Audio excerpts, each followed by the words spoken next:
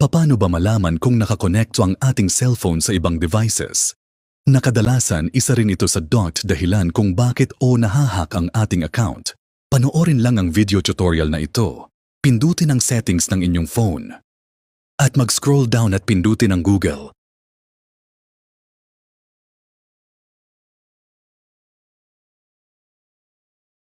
At pindutin ang All Services. At mag-scroll down, pindutin ang .passkey linked devices.